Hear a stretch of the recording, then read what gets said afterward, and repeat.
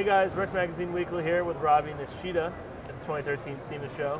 Trying to grab him before he flies back off to Japan. How's the show been treating you, Robbie? Same as everybody else, man. Walking around, shaking hands, partying. Yeah. The good and the bad, right? Oh yeah. Sore feet and yeah, don't want to get up in the morning. Yeah. Totally. Let's talk about your 2013 season. I mean, probably one of your best seasons ever, I feel like, or at least in recent memory. What came together for you this year? I think it was pretty good for us this season because the SC300 held up well. Last year was the first year we built the car, and a lot of things just jumped up and bit us in the butt. Right. This year, we had a lot less of that, so I was able to go to most of the practices, and I think I just got more comfortable with the car. Plus off season, and when I'm back home, I've been doing a lot of driving on my own, just in missile cars and trying to practice more, and I don't know, it's just all coming together, What's your horsepower you were putting down this year out of your 2J? Actually, it's the same as last year. Okay. The motor setup and everything. We have a BC stroker kit, and it's a 3.4 liter, and the engine was put together at PSI. We're pushing about 850 to the wheels, and I think we lost 1 horsepower at the end of the year when we checked it. So it was pretty much, wow. there the whole time. You definitely looked a lot faster from 2013 to 2012. If not from horsepower, what do you kind of attribute that? Sorry, I just got here. I just walked right through that. Blame it on me. Retake. Sorry. Oh man.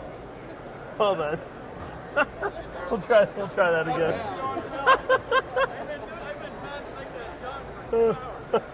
Oh, try that. So your car definitely seemed a lot faster this year from last year. If not from horsepower, what kind of made that difference? The only change that we did this year was probably just suspension stuff, and I just messed with more of the alignment in the rear, and that's pretty much it, dampening, and we didn't really do any big drastic changes, but those small changes made a big difference. I mean, clearly, yeah. And it was funny because I made the changes at Florida, and then I podiumed, so it kind of like proved it. So I was like, oh wow, maybe we should have done that last year. But just small changes, and pretty much that, and also just being more comfortable with the car. When you came out of the season, when you came out of a season a couple years ago, things were not looking your best. I mean, there were definitely some, you got thrown around in a lot of cars, a lot of years, some program issues. You're going tire to tire to tire. Is that kind of like discouraging as a driver? Is it something you just got to kind of power through and like light at the end of the tunnel? I'll tell you the truth. I mean, before I was able to get with Achilles tires, I kind of almost gave up, and not from drifting, but right. doing and competing in the U.S. and in Formula Drift. But I just thought that if I have the opportunity, and I'm one of the lucky guys that was able to get what I'm getting and doing what I'm doing, and if there's other guys that wants to do it, and there's so many people that can't because of certain reasons. Right. And if I have the opportunity and if I don't take it, it's kind of rude to everybody else who wants to but can't, So I just kept going, and it's more of the strong will of just wanting to do it, and I love the sport, so. No worries. Really? And you know what? That was like some kind of, I don't know. Okay. Anyways, yeah. It's all good. Yeah, but I think that just wanting to do it, liking drift as a sport, and I get to travel and I get to see all these guys. I meet people, new Right. people, make friends. I probably have more friends in the States than I do in Japan. Wow. And it's my life, and drifting changed my life, and here I am, and I don't want to waste it, put it to waste. Yeah, totally. Now, did you run the full FD Asia series this year as well? Well, actually, this season is, I don't know, it's over. Right. But then have you run everything up to yeah, current? the Asia series this year, I'm kind of stumbling over like not getting used to the car and stuff like that. I'm borrowing a car actually, and it's an S13 with a 2J in it. But there's certain issues that happened last round. The motor didn't hold up, and then we had to do all kinds of stuff. And that too is like lack of practice and not being used to the car and stuff like that. And it's such a different setup because it was kind of like here's a car, go, you know. And right. to be able to compete, especially in a series, like a bigger series, you know, it's hard. You have to have the car to be on par, and you got to be ready. So it's not looking so good right now. But I'm actually just happy because, you know, the U.S. side has gotten a lot better. Yeah. And earlier you were talking about, you know, jumping into all kinds of cars and different cars. I think as a driver, you know, you have to do it, and, you know, any good driver should be able to just get used to whatever you have as fast as possible, right. and try to please sponsors and, you know, do a good job out there at track. Now, Formula Drift at their press conference, you know, here yesterday announced that they're going to be looking at kind of like a global championship between FD US, FD Asia. Obviously, you're already running FD Asia. I mean, is that something that obviously you're going to try and approach and take on? It's an interesting idea, and I do see where they're going. And, you know, hopefully one day I'll see FD in Japan too, you know, you never know. Yeah. But I think it's a good idea, but it's just so hard for people to compete everything, you know, because just to compete in the U.S. especially, it's you know, the U.S. is so big. I'm lucky I'm in Japan. If I got to go somewhere in Japan, it's not that far, you know. Right. But we had problems of, you know, different problems that you don't ever get here, such as the car doesn't come on time because the shipping, and the car doesn't go through customs. So there's so many more different problems that will pop up. But it's a learning curve, and then I guess they're just gonna have to go with it, and everybody try to go to all the events, and we'll see how it's gonna be.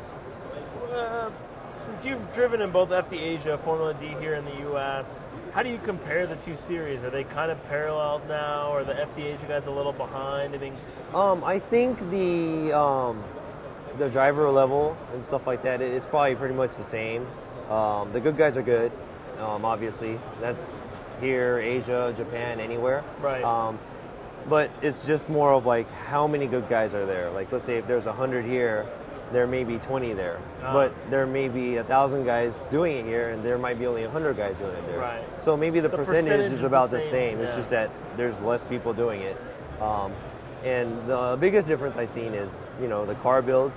You know, anywhere in Asia and in Japan, you really never see V8s. So I'm more familiar with, you know, cars like that anyways. And also the car builds, you know, it's different. A lot of them still use, you know, stock trannies, and the idea of the car and the way they build it is a lot different. So they're a little bit behind in that part. But I think driving and stuff like that it's not that easy to just go and, you know, try to take it all.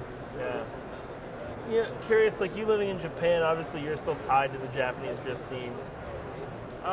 What's it like? How's it changed? Because I feel like kind of every year, even from me trying to write stories with Rect, like it's progressively harder and harder to find news about like what's going on in D1, what's going on with like MSC, the new series Drift Muscle. Is it just, you know, maybe just like a coincidence, less people covering? Is drifting really still as strong over there as before? You know, I kind of see a little bit of a fall in Japan, I guess.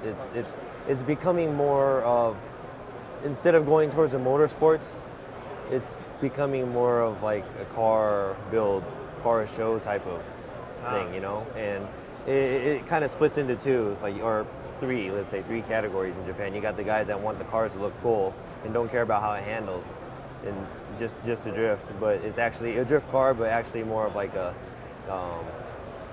show car type, something cool. They're just trying to build the style of yeah, the drift car. That, you got like the super competitive one, you got like the D1 cars, or you got the MSC cars that are just straight up competitive. And then on the other hand, you have missiles, the cars that are the complete opposite of the show cars. You know, you got the beat up cars that you just practice in just to have a good time, or to be able to, you know, tandem and try to, you know, practice in it. So you have those three types, but I think the support that the Japanese drifters get from the community and also from actually the country, you know. It's not as big as the States. Motorsports has never really been that big in Japan. Okay. Motorsports is really big. Like, you never really see like an old guy, like a family and stuff like that going to a lot of the D1 events so much because maybe it's not in them. But I see in the U.S., you know, everybody has garages and everybody has their own welder in their garage and a lot of the tools. You know, they build cars from scratch. You know, everybody's parents or, you know, dad's been into cars and stuff like that. So I think there's a slight difference in that sort.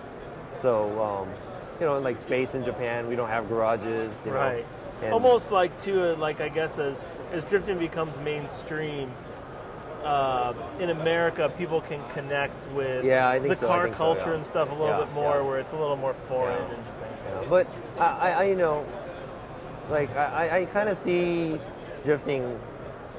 I don't think it's as big as before. Like I go to the track and you know, we used to go to track day events and it would be packed. You know, now I know the number of cars are decreasing and stuff like that, and it's just.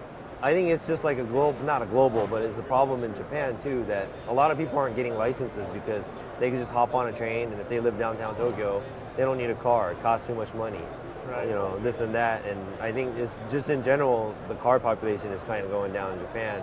So our job, well, not our job, that's not my job, but you know, I think if we can go out and try to show people how drifting is cool and fun, you know, that's all we can do, and hopefully grow the sport globally or in any country, and that'll try to put sponsors in our hands, you know. Yeah. Went against each other. Yeah, we just talked a little bit, and I told him, not in a cocky way, but I was like, dude, I'm gonna beat you, you know, just as a joke. He just, you know, smuckered. But yeah, I went into the bank. Yeah, he wavered. And I tried to put down a solid run going in front, and I think, he shallowed up over there to catch up. But I don't know, it seems, he even says too, like this car is really inconsistent, and it's really hard to drive too, so I kind of see it when it's behind. Yeah, it seems like it floats is a little. inconsistent on like drifting smoothly and stuff. But now, do you guys tandem a lot? Like even in Japan? I mean, and stuff? when we're in our missiles, we do. I mean, he's the one who kind of introduced the whole missile scene because he had a truck and he just always brought his piece of crap car to the track and, you know, run into the people or do whatever. And I think that's the only way that he became such a good, you know, tandem driver, you know. And I think everybody just kind of follows the footsteps of that. And, you know, it's a good idea. So might as well do it, and if you're going to get better, you know? Yeah, I mean, I've been to Ibisu now, I guess, 3 times for various series, and it's so fun. He's like a shark. He just drives slow around the course, and his muscle car just like hops in and goes and follows stuff. But I mean, seat time's a huge part of being good at drifting, you know? And I would say he probably drives more than about anybody. I think so too, yeah. And this one, when I was chasing, you know, this is where the problem was. I'll tell you in a minute after it happens, but any strategy before you leave the line, kind of, or just flat out? No, I don't look at the light, and I'm just looking at the front tire. As soon as I even see any kind of movement, it's a go, you know. And here he goes down low on the bank, and he caught me off guard. So when I came out of the bank, how can I say it? I didn't come out the way we usually would come out, so it just screwed me up for the rest of the run. And as soon as he did that, I was like, oh man. And I already knew right here when I was going through the transition. And by here, I'm just thinking like, oh dude, I lost, you know? Then I wasn't mad, but I was like, man, that was a BS bank. And I think maybe in the car right now, I was like looking at him like doing, what the hell was that, you know, as a joke. Right. And after this run, and you know, they crowned him to go to the finals. We got out and we were talking, and I was kind of like, you know, I was like, what the hell was that, you know, joking. And he even said, he's like, I'm sorry, my visor fogged up, so he kind of screwed up in the beginning of the bank. And I guess because it's nighttime and it's, you know, it's a little bit colder, and I guess when he breathed hard when we was driving down the straightaway. He said it fogged up. So he didn't really know where he was at. Yeah, so it screwed him up too. So well, that was his excuse. So, but I mean, a battle's a battle, and whoever wins wins. Right. In comparing you two cars, like you guys are teammates, you run in Asia, you run here in the States. How different are the two cars? I mean, obviously he's an SC430 and a 300, but like motor packages, do you guys run the same tire? I mean, is some of that stuff pretty consistent for you two? Honestly, my car is probably easier to drive, I think. I am a fan of Toyotas, of course. And, right. The power plant, 2JZ power plant is great. It's bulletproof, a lot of power, a lot of torque. Well, I mean, we're Argent Stroke too, so. Yeah. But my head and the intake and all that other stuff is designed so that it's more closer to stock and has a lot more torque on the bottom. Okay. And Daigo's car is more of like a high power car. So he shoots so much more knots than I do. But he has a lot of top end power as well. Mine cuts off after full boost, but I have a better torque curve up until 850, then it just flats off. But I kind of see, the more the merrier, but I think 850 is a lot. And now you have to think about, if I can build more traction out of the car, then I wouldn't mind upping the power. But as of now, I think it's really well balanced. And you're at its limit. Yeah, we can kind of drive fast at every round or every track. Believe it or not, they have the same wheelbase. Wow. So it's just that the Soarer looks longer because of the overhang. But basically, it's a real similar car. But my car has everything in the front. He has a radiator in the back, so he's trying to balance the car out. But I kind of like I like the car to be a little bit more front heavy than just 50-50. So that's pretty much it. But going straight and all that stuff, I think the car is about the same. Nice. And I would have to say that his tandem techniques is maybe this much more better. So hopefully, during this off season, I can go and try different things, and come back and smoke him next time. There you go. Any kind of like changes you're making to the car, the program, the team for next year? You can kind of tell us about. Well, we're in SEMA, right? So everything's up in the air, and I just don't know what I'm going to be in next year. I could be in the same chassis. I might be in another chassis. That's crazy because we don't even have that figured out right now. Right. But usually, like the SE that I have right now, it's a very, very simple built car. There's nothing, well, it has a lot of power and all that stuff, but I use the stock axles. It has a stock style diff in it. Just arms. The front arms, I have a few arms that are stock. Everything is just gutted, and it's just lightweight, and that's pretty much it. There's nothing that's crazy about the car. A lot of things you could just bolt on and change. The engine too, it bolts right in, Right. So that's the type of car that I always want to work with because it's so much easier to predict what's going to happen, and also whoever's working on it could predict what should be done and what needs to be fixed, and it's easy to work on. So. It'll be a car like that. So, like, let's say if I have only a few months to do it, I'll do it, and hopefully we'll have it made. Other than that, I do have the SC still, so cool. That's my backup if I do have another car. So it sounds like a potential new build, worst case scenario, kind of back in the SC. Yeah, I think I'm really, really leaning towards the build. Anyways, I just want to because I think. This is a great car, and I don't want to change the chassis. And the last time I had a car, like I was driving the 350C before, and my second year I think I was 8. And then the third year I changed up into a GTR, and a lot of things didn't happen the way I wanted it to. But I didn't have as much control as now. But this time I have more control over the car. So I just want to try that out. Hopefully, if we do bring in a new chassis, it's going to work out, and hopefully it's going to look badass. And hopefully we can drive and perform good and better than what I have right now. Awesome. Yeah. Well, I think that's really it, Robbie. Thank you. Good catching up with you, and we'll see you at Long Beach, man. Thank you. See you guys in Long Beach. Don't miss it. And thank you for having me. No worries. Wreck Magazine.